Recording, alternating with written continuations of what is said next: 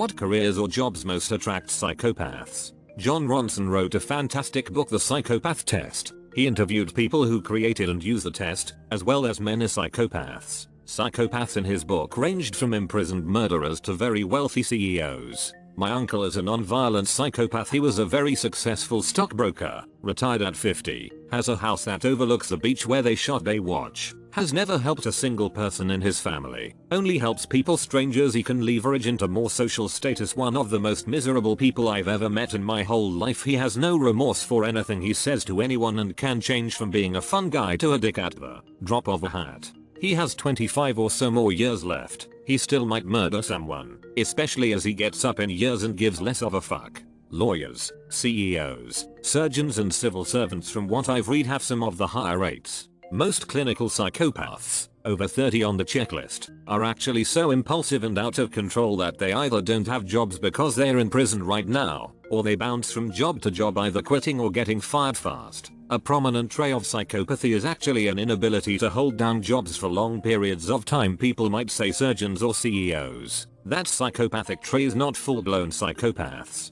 Top 10 jobs that attract psychopaths. 1. CEO. 2. Lawyer. 3. Media, TV, radio. 4. Salesperson. 5. Surgeon. 6. Journalist. 7. Police officer. 8. Clergyperson. 9. Chef. 10. Civil servant. Sales. It's known that psychopaths excel in sales because they do whatever they can to get ahead. Learned about it in psych in my undergrad and it always stuck with me. Edit. I've worked sales jobs myself, so I'm not judging anyone at all. I am just relaying information I recalled from my undergrad. I sell cars. I've worked sales for the last half decade or so. Sales attracts all sorts of people. It has a very low entry bar, but a pretty steep curve as far as success goes. I think most people in the business are fairly decent, normal folks. However, with that said, there are always crazies. Always. And they do tend to excel. It's really funny as a co-worker, because you know the person on a deeper level, from spending so much time with them. You wonder why the fuck do people eat this guy's shit up, and it feels weird to you. But they have this ability to be very, very likable on a surface level, and it works. Little known field that is rife with psychopathy. Public accounting. Little known field that is rife with psychopathy. Public accounting. Really? I know nothing about accounting, but I'm very curious now. It's because, generally speaking, staff are treated as expendable and paid very poorly despite the high amount of education and massive workload they have. Most people burn out within a few years after uni and switch to industry for 25% more pay for 25% less work. The handful that can take the stress for 10-20 years make partner, finally get the big bucks, suck the life out their staff, and the cycle continues. Many of the people who excel in this environment might meet the criteria of a psychopath. Construction. As a construction worker, I have met literally the worst human beings I've ever met while in the trades. One guy, because I quit working for a shitty company, legit said he should rape me. Like, okay bud, fucking weirdo.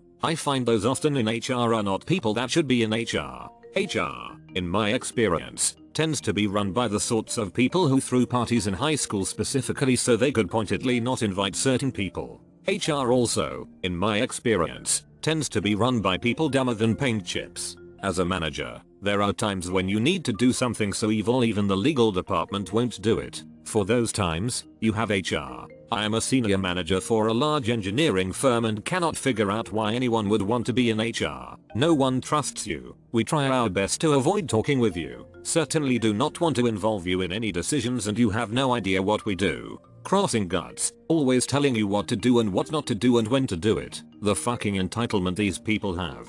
Serial killers seem to like positions of authority but almost always have sexual assault battery priors, so they often end up as rent-a-cops and security guards. The DMV. Power trippin'. Take a number. Go fuck yourself, assholes. Fucking car sales. Not sure if the job attracts them or makes normal people that way, but it's full of them. I always look for the gill of the dealership. They'll take your offer. I once had one of those awkwardly ask me to buy the car to help him out. I feel for your dude, but I'm not making a life decision based on your bad luck.